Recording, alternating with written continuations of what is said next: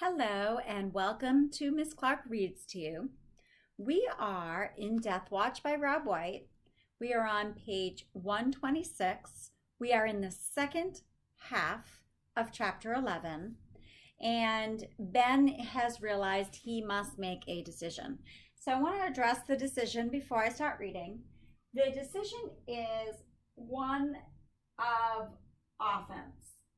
So up until this point, Ben has been in defense mode. He has been defending himself, hiding, looking for water, strategically thinking about his next move.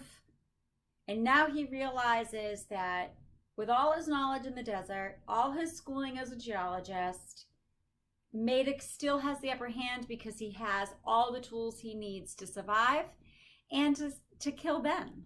So Ben is going to now decide to take an offensive stance in this conflict between him and Maddox.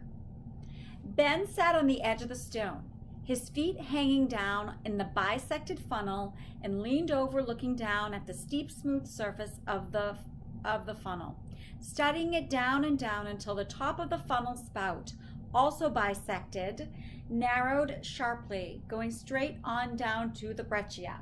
So here is Ben right here sitting on the funnel side of his corridor, studying all the intricate details, realizing that the funnel has an outlet that goes down to this breccia, which are the stone bottom part of the butte that he is on.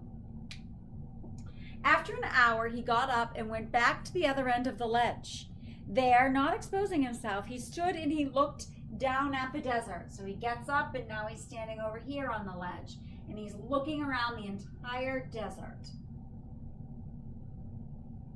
His eyes ranging from the jumble of rock at the base of the butte, across a sandy area, and then into a harder rock-strewn stretch where the Jeep was parked. During a few seconds in, perhaps 10 million years, a slab of butte had cracked off. Shaken by an earthquake, or moved by the force of some great wind, or shrunk by cold, the slab had fallen. One enormous solid slab of stone. When it had hit the desert, it had broken all to pieces. One piece, as big as a pickup truck, had apparently bounced or rolled out beyond the breccia and lay isolated on the floor of the desert. So this is that isolated stone slab. The other parts are down here at the bottom of the butte. And Ben is analyzing the position of that stone slab. And he says it is as big as a pickup truck. He uses a simile to put the imagery in our mind of how large this stone slab is. It's not as big as a couch. It's not as big as a treadmill. It is as big as a pickup truck. It is a very large stone slab. Maddox, going back and forth between the butte and the slab of stone, had skirted it, his tracks a clear path around one end. So he goes back and forth from his camp, Maddox, and he skirts. So a skirt, if you think about it, is on the bottom. It's on the bottom of a woman's waist. So that's how I knew, because when I was studying how to draw this, I knew that the slab was down past the butte, but I knew the size, but then I had to figure out what the word skirt meant to be able to know what way is Maddox walking around the slab. Is he going from the tent this way? But it says he keeps skirting it. He keeps walking around it this way instead of going like this way to get to his stairway that he's been making. So the word skirt is a vocabulary word that helped me to know exactly the direction that Maddox continues to walk around the stone slab. Ben looked down at these tracks and at last that great chunk of stone for a long time, and then carefully searched the other areas. There were no other tracks, only those leading from the Jeep around the slab and onto the butte. Judging from the mark of Madoc's feet, just traces on the hard surface, but deep prints in the sand and almost invisible in the breccia, it looked to Ben as though the wind had piled up 4 or 5 feet of blow in sand all around the slab. So now he's analyzing how much sand is around the slab. It's about 4 feet of sand. Now, remember, this has been coming up with, and I told you this, the text doesn't tell you this directly. I told you this, that Ben is thinking of the offensive. How can he get to Madoc? How can he shorten the chain?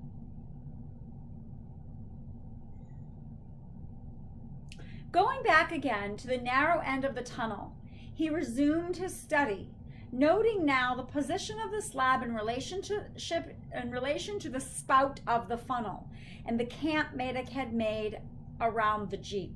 The position, Ben decided, was very good.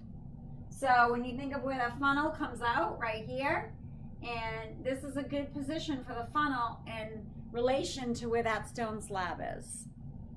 The sun was setting now, and Madoc, evidently finished for the day, appeared walking back to the Jeep. Ben sat there studying him, studying every step he took and what effort he had to exert to take it. I just was thinking about the word studying. Ben's studying. So he's not just studying the formations on the earth. He's studying Madoc as well, and how much effort Madoc exerts to get things done. Whether it's getting ready for night, his sleeping time, or whether it's building up the stairs with the piton to get up to Ben's hiding place.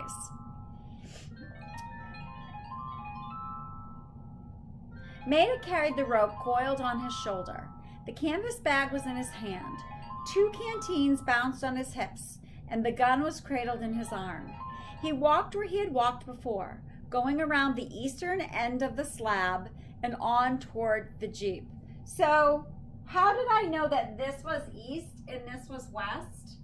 I was kind of thinking this was west and this was east, but then when I thought about where Ben was standing and how Madoc skirted the stone slab, I realized as Ben looks out, this is the west and this is his east. So that's how I know that every time Madoc walks, he keeps walking this way. He doesn't ever take a shortcut and walk this way. According to Ben, he always takes the same track, going back and forth from the Jeep or the camp to the butte, always around the slab of stone. Ben watched some Gambel quail strolling into the tunnel for their evening drink. He did not move as they dipped and raised their heads, murmuring to each other. The slingshot lay gleaming dully in the fading light, but he did not reach for it. The birds wandered out again, and then, as though the recess was over, gathered in an almost military fashion, and suddenly all together took off in a small, soft explosion of wings. Ben picked up the slingshot and began working with it. Strips of tough leather with slots in the ends held the rubber tubes to the yoke and pouch. It was easy to slide the leather back through the slots and release both ends of the tubes.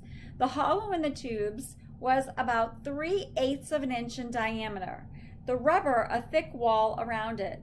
He blew through both tubes and then laid them down on the stone, putting the 4 little leather thongs and the leather shot holder into the bullet pouch. So he takes the little leather pieces and the shot holder and he stuffs those into where he has his buckshot pouch.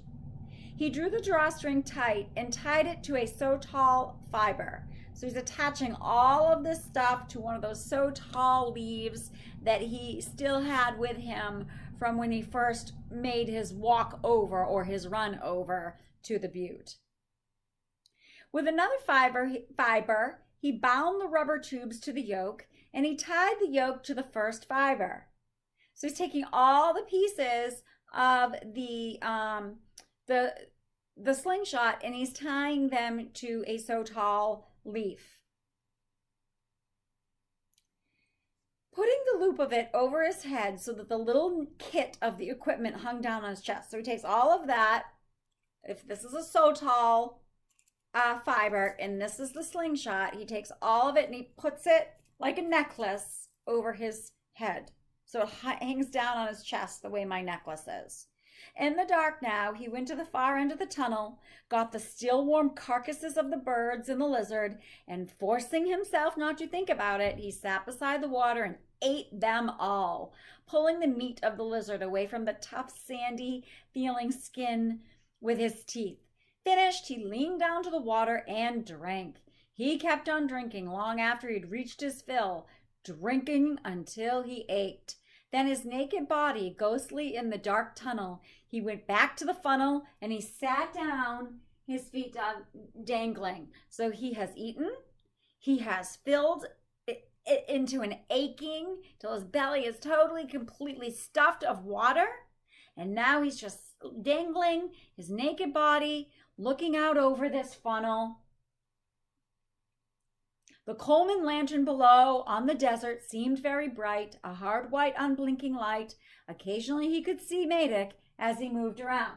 So now it's nighttime and Madik is down here moving around, making his camp with his Coleman lantern. Madik, Ben said in a whisper, "You're tired. You've done a bang-up job today, Madik. You've worked hard and you've lied well. You deserve a good night's rest. You need a good night's rest because you've got a big thing to do in the morning." Ben saw the Coleman moving under the tent awning and into the tent, and then the entire tent glowed. At last the glow faded and suddenly died. Ben never took his eyes off the camp, which, almost invisible at first, with the Coleman out, slowly began to take shape again in the starlight. He saw no movement and was sure as time passed that Madik was still in the tent, asleep by now, he hoped. He had decided that it was time when he suddenly jumped up and went back into the tunnel. So he gets up, goes back into the tunnel. Feeling around among the bird droppings, he found the last of his sotol leaves, and as he walked back to the funnel, he tore it into 4 wide strips. So he's like, oh, I want to take all the sotol leaves with me. I don't want to leave any of them. So I'm gonna take those, rip them up into 4 strips. And then it says, sitting down again, he slipped the yoke over his head and strung the torn leaf to it. So he takes the slingshot and he ties those sotol leaves to it, pushing the strips down until they hung with the slingshot and pouch. So he's got any equipment he could use in his next offensive strategy, or his first offensive strategy. He takes everything with him. He's like, I'm not going to leave anything behind. Now it was time. He turned, his legs sliding down, his back to the stone, and eased himself over the edge until he was hanging by his hands, his toes on the stone slope below, and then he let go. Now, I'm going to title this, He Let Go. I just love that because it leaves some mystery. So he's sliding down this funnel. He's sliding down. Woo! I'm sure it's pretty painful. Okay? So now what is the mood? The mood is, I'd say Ben's tone is still very strategic contemplation still.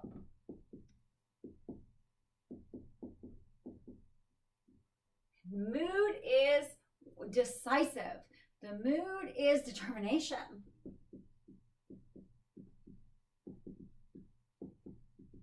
And waiting.